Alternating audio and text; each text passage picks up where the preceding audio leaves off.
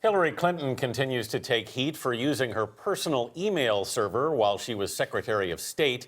In an interview Friday with NBC's Andrea Mitchell, Clinton said she now wishes she'd made a different choice.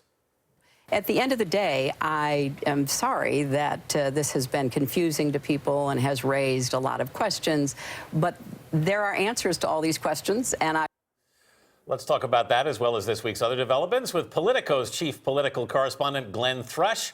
Glenn's in our Washington bureau. Good morning, Glenn. Good morning. Has Hillary Clinton come any closer to closing the door on the email issue with these latest comments?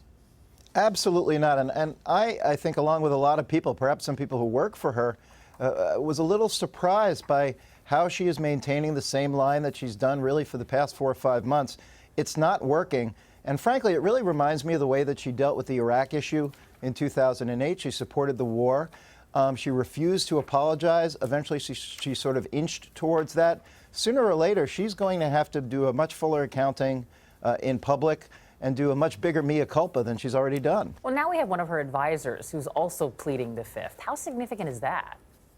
To me, that was a real game changer in terms of this. Look, you know, the first thing you have to say before we talk about any of this is, you know, there isn't a crime that is being covered up as far as we can tell so far. We're talking about cover-ups of cover-ups of cover-ups of her attempting to shield her personal server. So we don't have anything at the core of this, but in terms of public perception, what could look worse in the middle of a political campaign than one of your employees taking the Fifth Amendment? Glenn, let's go to the other side of the aisle here and look at the front runner on the other side, Donald Trump, who had a bit of an altercation with a radio host, Hugh Hewitt, this week when he was challenged on foreign policy and really didn't have answers. He ended up calling Hewitt a third-rate radio announcer. What do you make of that exchange? I like Hugh. I think he's a first-rate radio announcer. I might be a third-rate radio announcer. Look, you know, it's typical Donald Trump attack while you're being attacked, but I, for one, think a presidential candidate ought to know the difference between the Iranian Revolutionary Guard and the Kurdish people. This is just, I think, illustrating a couple of things about Trump. The first is he is not a guy who is particularly worldly or knowledgeable about the things that a commander-in-chief needs to know about. I think that's been established. And the second thing is, at the moment, it just doesn't seem to matter. I want to ask you about what he said on Thursday, because he basically said anyone who is going to try to take me on is going to suffer. And then you look at the polls right now, Trump at 30% and Jeb only at 8%. But yet you see Jeb starting to sort of, you know, make some comments and push that boundary. Is this a good move for him? I think it's the only move for him. Look, I think the story of the race thus far on the Republican side hasn't been Donald Trump. It's been the vacuum at the top. Jeb Bush has $100 million in the bank. That's unprecedented at this point in the process. But as a candidate, he has been enormously weak.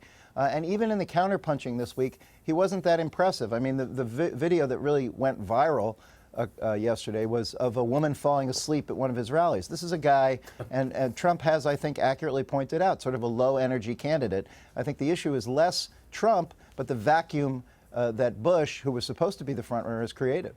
Glenn, lastly, let's take a look at Joe Biden, who clearly is struggling, and struggling even publicly with whether he's going to run for president. What's your feeling right now about where the vice president is in this process? I think he's been enormously candid, as he always is. This is not a guy who tends to keep his feelings to himself. I think there was a lot of hype early on that really discounted just how severely the vice president and his wife are mourning the death of his son, Beau. But I will tell you, there's been a little bit of a change in tenor lately, particularly among people who work for Hillary Clinton. She has been stumbling so badly, I think the threshold question for Joe Biden has changed from why should I run to why shouldn't I run? And that's really dangerous for Hillary Clinton. All right, Glenn Thrush in Washington. And for what it's worth, Glenn, we don't think you're third-rate at anything. We appreciate you being here this morning. Back at you. You were a first-rate guest, Glenn. Thank you.